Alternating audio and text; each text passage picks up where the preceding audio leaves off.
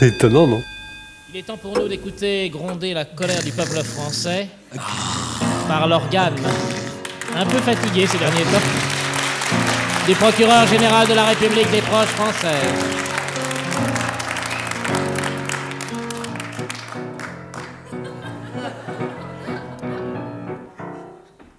Françaises, Français, Belges, Belges, Monsieur le Président, mon chien, Monsieur le ténor du fado, Monsieur le troisième homme indigne, mais fleur d'Elysée tout de même, Mesdames et Messieurs les jurés, public chéri, mon amour.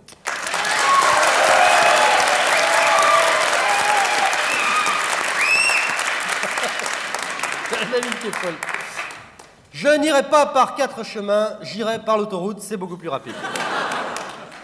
Cet homme qui est là, prostré, diminué, chafouin, cacochime, malhonnête à coup sûr, communiste peut-être. Cet homme, mesdames et messieurs les jurés, porte en lui une double personnalité. Oui, française, français, Liechtenstein, Liechtenstein. Je suis en mesure de l'affirmer aujourd'hui, Hubert Deschamps en a 2. Ah, 2, tube. Vous connaissez l'autoroute A2. L'autoroute A2. Les gens râlent à cause de la soi-disant monotonie de l'autoroute. C'est parce qu'ils ne connaissent pas l'autoroute A2. C'est plein d'autostoppeuses habillées trop petits. L'autre jour, j'en prends une à bord. Elle était belle comme un crépuscule de septembre tombant sur Ibiza. Mais seul le crépuscule était tombant. Ses seins, au contraire,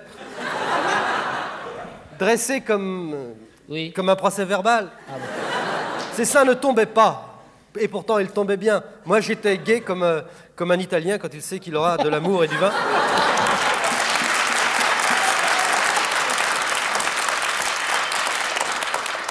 Pas du vin italien.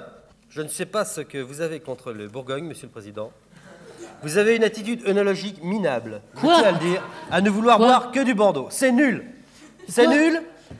Et en plus, c'est navrant venant d'un homme qui descend en droite ligne de la noblesse d'épée burgonde, puisque le marquis Jean Ederne de Saint-Villers était cousin germain du duc Jean-Baptiste Vaquette de Gribeauval, qu'on appelait l'escabeau de Bourgogne, à cause de la longue...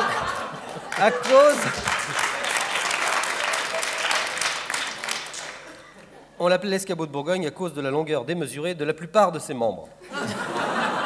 Or, j'ai fait des recherches poussées sur la viticulture en Bourgogne au XVIe siècle. J'ai passé 8 jours pleins. Pardon.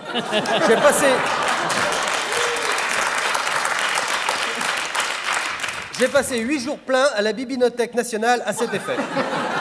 Et j'ai découvert que votre arrière-arrière-grand-père, Gonzague Saint-Villers, Monsieur le Président, qui, entre parenthèses, était à voile et à vapeur... Non, mais ça, si Gonzague s'imbrique, c'est son problème.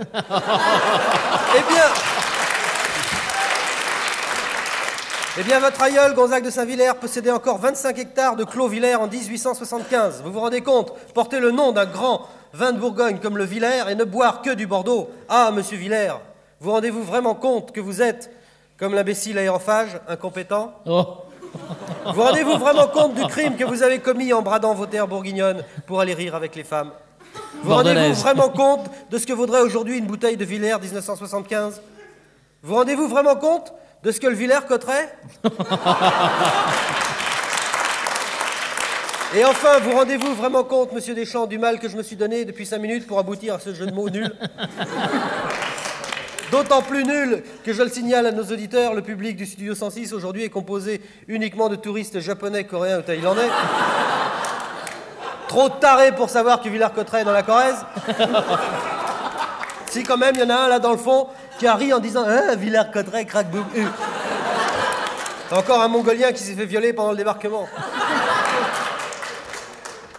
Donc, je prends cette séduisante autostoppeuse dont les seins pointaient comme n'importe quoi qui pointe. Elle s'assit près de moi dans un envol de parfum poivré qui me pénétra les oreilles. C'est vous dire à quel point j'étais ému. Elle me dit « Bonjour, je m'appelle Claudine Renaud. Vous pouvez m'appeler Claudine. » Elle avait cette voix tout à la fois goguenarde et distinguée qu'on rencontre aussi bien chez Eva Darlan quand elle parle haut que chez Brigitte Bardot quand elle ferme sa gueule. Claudine Renaud. Ah, ben voilà, c'est ça que je voulais dire tout à l'heure. Ses seins pointaient chez Renaud. Elle portait un short étroit.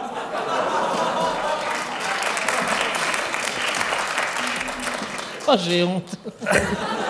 Pourtant, c'est érotique. Moi, j'ai mis un chapeau. Elle portait un short étroit bleu qu'elle avait dû découper dans la vignette Auto 80 et qui lui écrasait le sourire, si je puis m'exprimer ainsi.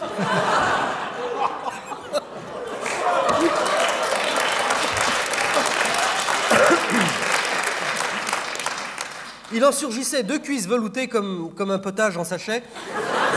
Et dans ses espadrilles de toile rouge, ses orteils jouaient librement, ce qui est follement excitant quand on est panardophile.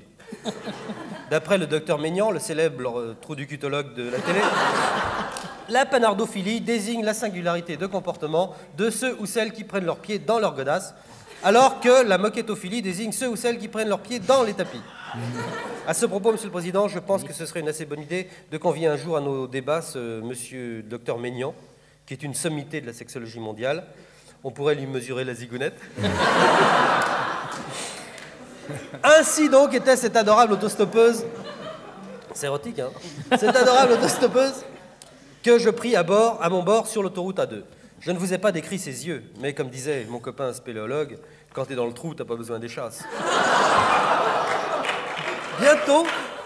Bientôt, je quittais l'autoroute et remontais la bretelle vers Mésidon-sur-l'Eure, quand, tout à coup, avant même d'avoir eu le temps de chanter « Maréchal, nous voilà », je me suis retrouvé à moitié nu à mon volant. Croyez-moi, si vous voulez, monsieur Deschamps, mesdames et messieurs les jurés, mais c'est une impression extrêmement curieuse pour un homme normal que de perdre son pantalon en remontant une bretelle. Mais voici que je vois qu'une certaine inquiétude se fait jour sous le front bas et buriné de notre public européen, alors que notre public extrême-oriental, lui, dort maintenant à bride abattue.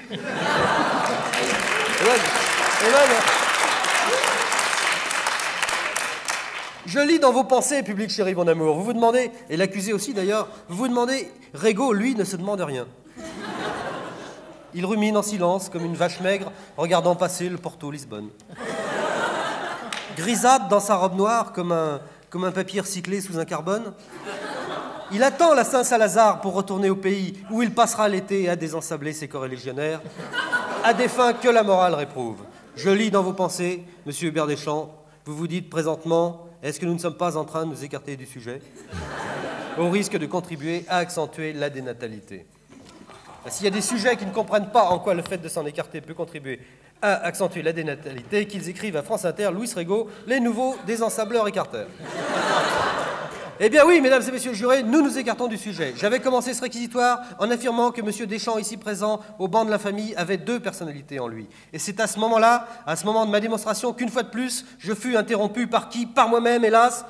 Et comme le disait Abélard à Héloïse, se couper soi-même, c'est vraiment trop dur.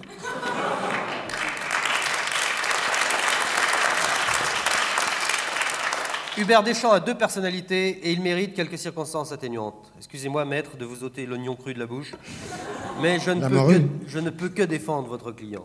Je ne crains pas de l'affirmer ici haut et fort, sous ces dehors de plouc faucheton, Hubert Deschamps cache en réalité une âme de vrai faux cul.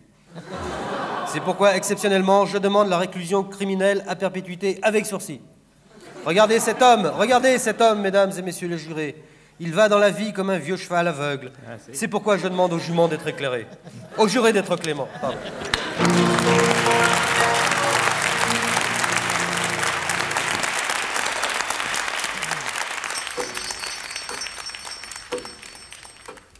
C'est étonnant, non ?